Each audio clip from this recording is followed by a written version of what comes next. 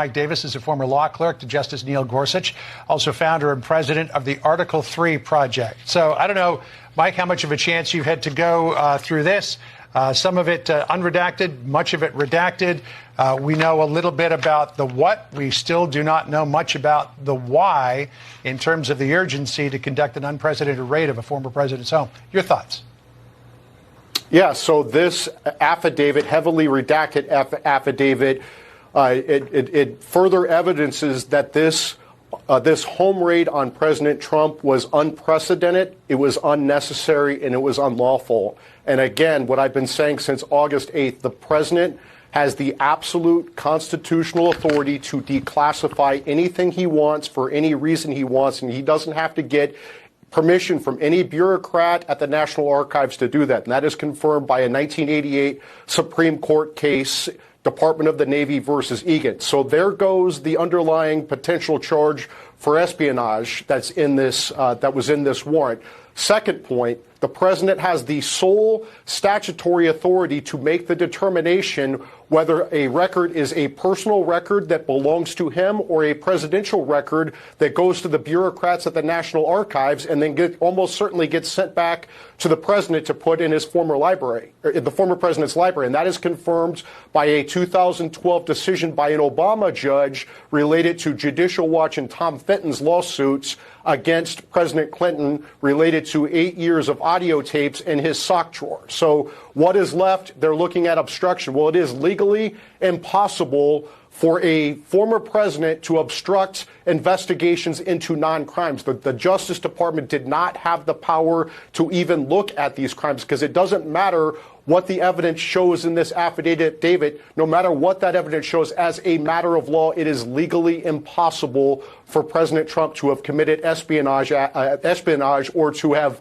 violated some Presidential Records Act. The Presidential Records Act actually contemplates that former presidents have classified records. It doesn't differentiate. Congress gives former presidents office space, secure office space. They give the former president's staff security clearance, Secret Service protection to guard these paper records.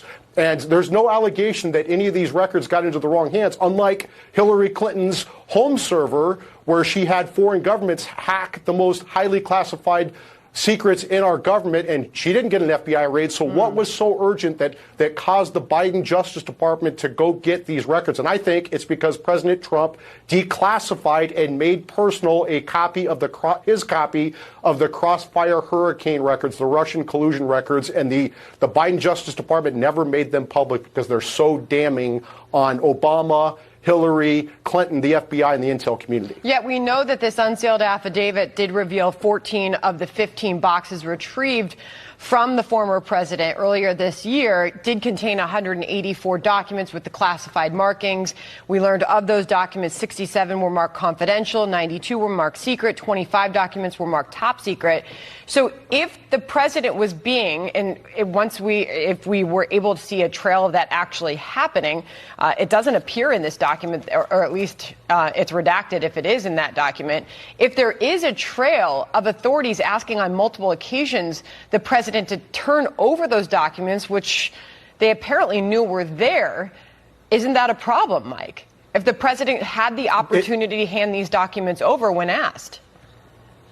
The librarians are asking for overdue copies of the overdue books that are not overdue. The president has the legal right to declassify these records and keep a personal copy. The former president had every right to keep these records, and the bureaucrats at the archives did not, as confirmed by the 1988 Supreme Court decision, Department of Navy versus Egan, and the 2012 Judicial Watch case against President Obama with the tapes in his sock drawer. They can demand them all they want. And the question you have to ask is okay, so they're demanding these records, and Attorney General Merrick Garland leaked that he was deliberating for weeks on whether to order this home raid before he went to a biased judge, Bruce Reinhart, down in Florida, who just recused from President Trump's civil lawsuit versus Hillary Clinton because of his 2017 Facebook post where he bashed President Trump's integrity. So if he had weeks to deliberate, why didn't Attorney General Merrick Garland get an opinion from the Department of Justice's Office of Legal Counsel, or OLC?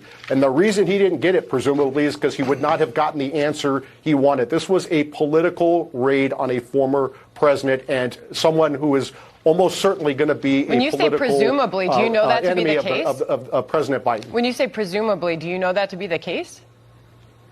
Presumably that he's going to run for president? No, that there was a trail of him not wanting to ask because he wasn't going to get the answer that he wanted.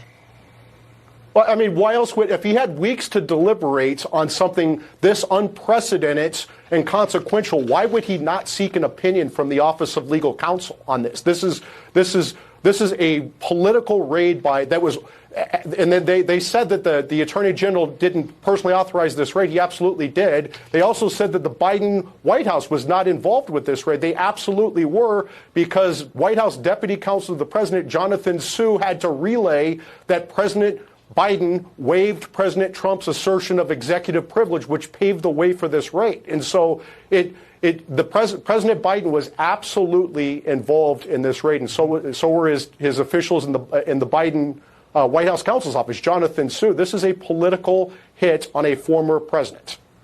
All right, Mike Davis for us with the latest on that. Mike, thank you. Let's